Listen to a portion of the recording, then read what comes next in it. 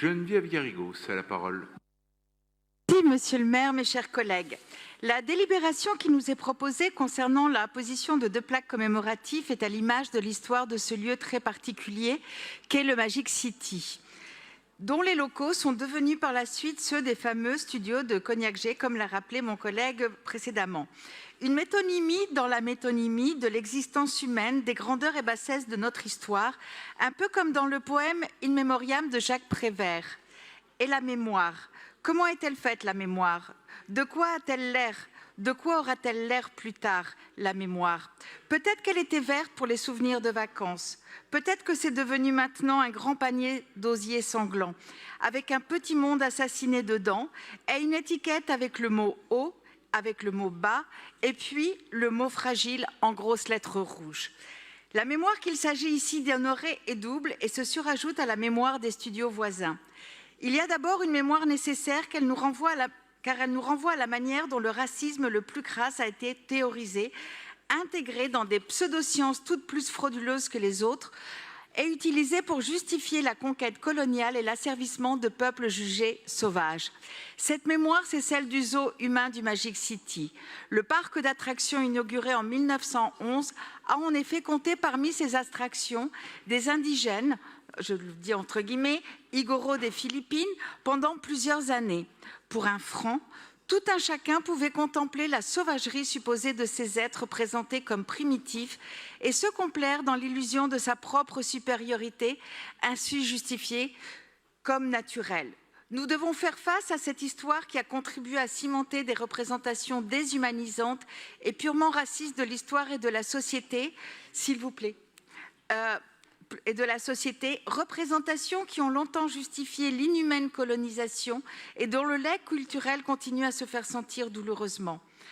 Une sur le quai rendra désormais hommage à ces personnes exhibées et moquées pour divertir les foules. Cet acte mémoriel contribue à réparer ce qui peut l'être et à rendre compte dans notre mémoire collective de manière contextualisée. Même lieu, même période historique, le début du XXe siècle, mais sujet et contexte complètement différents. Rue de l'Université, c'est à la salle de danse du Magic City qu'il s'agit de rendre hommage, ou plutôt au bal qui se tenait en ces lieux dans les années 1920 et 1930. Ces bals se tenaient les jours de Mardi Gras et de la mi-carême, seul jour de l'année où la préfecture de police autorisait le travestissement. Il réunissait jusqu'à 2500 personnes de tous les genres et de toutes les orientations, parfois en couple, voire en trouble, et furent immortalisés par Brassailles. Gays en crinoline, ou en matrone romaine et lesbienne, en monocle et col dur, s'y retrouvaient avec tant d'autres pour danser et célébrer leur furtive flamboyance dans cette décennie si particulière où, pour reprendre le nom d'un ouvrage très célèbre, Paris était une femme. Peut-être que parmi la foule qui se dressait au bal du Magic City se trouvait aussi Tamara de Lempicka, remarquable peintre du Paris des années 20, que nous honorons également d'une plaque lors de ce conseil, et bisexuelle notoire dont je tiens à saluer la figure à quelques jours après la Journée internationale de la bisexualité.